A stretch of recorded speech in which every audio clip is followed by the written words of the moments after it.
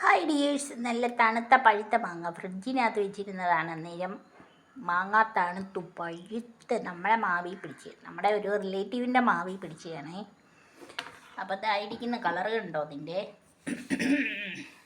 എന്നിട്ട് ഞാൻ ഇച്ചിരി ചിയാ സീഡ് ഇട്ടിട്ടുണ്ട്, 2-3 ഇട്ടിട്ട്, കുറച്ച് ഇട്ടിട്ടുള്ളൂ, ഒരു തുള്ളി, 1 പിഞ്ച്. അത് കുതിർന്ന് വരാനുള്ള ടൈമിനകം ഇത് അടിച്ച് എടുക്കാം.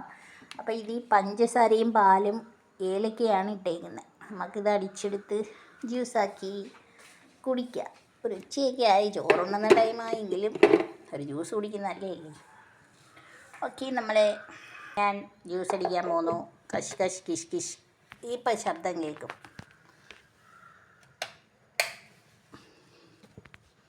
പിടിക്കിട്ട്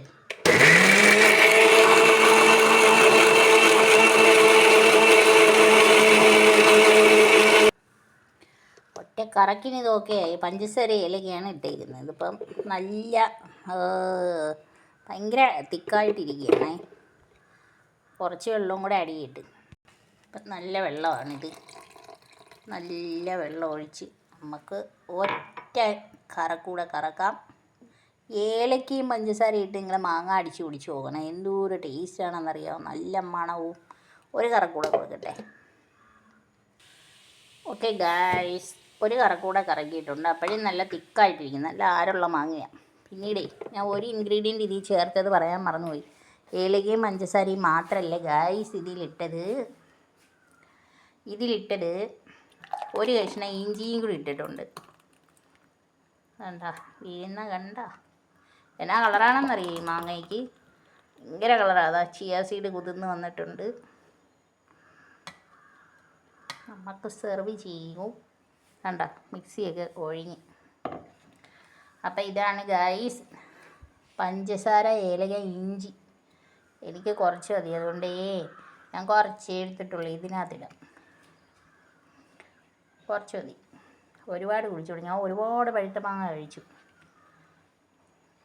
സോ ഇരിക്കുന്നുണ്ടോ?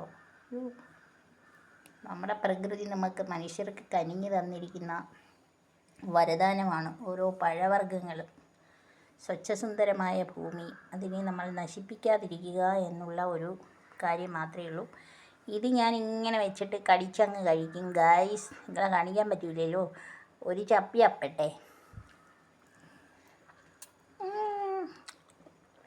ഒരു കടി കൊടുക്കും. എൻ്റെ പല്ലിൻ്റെ ഇടയോളം കണ്ടോ.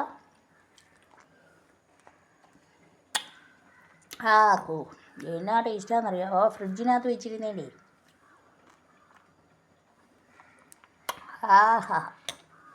വേറെ അലങ്കാരമൊന്നുമില്ല. എടുത്ത് കണ്ട മാങ്ങ ചപ്പി അണ്ണാൻ ചപ്പുന്നതിനേക്കാളും എൻ്റെ തേങ്ങാപ്പല്ല് വെച്ച് കണ്ട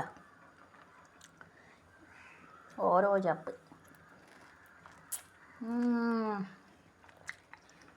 ദേ നമ്മുടെ കത്തി വെച്ചിത് കട്ട് ചെയ്യാൻ പറ്റത്തില്ല കൈസ്, അത്രയ്ക്ക് ആരായത്. അപ്പം ഈ ആരിനകത്തൂടെ ചാറ് ഇങ്ങനെ ഇറങ്ങി മുറിക്കാൻ പറ്റത്തില്ല. അതുകൊണ്ടോ അപ്പം തടി പോലെ ഇരിക്കുന്നത്. ഇപ്പോൾ ഗൈസ് എല്ലാവർക്കും ആരോഗ്യ സൗഖ്യം നേരുന്നു. അപ്പോൾ ഇതിനകത്തുള്ള ഇൻഗ്രീഡിയൻസ് ഏലക്ക, ഇഞ്ചി, പഞ്ചസാര, ഫ്രിഡ്ജിൽ വെച്ച് തണുപ്പിച്ച നല്ല പഴുത്ത മാങ്ങ. അപ്പോഴേ ഗൈസ് ഉച്ചയ്ക്ക് ഞാനിത് കുടിക്കാൻ പോയാ ഞാനെൻ്റെ അടി. അപ്പോൾ ഒരു മാങ്ങ കൊണ്ട് ചപ്പി ഇവിടെ വെച്ചു. അപ്പോൾ ഇതാണ് സംഭവം. Okay guys, bye bye.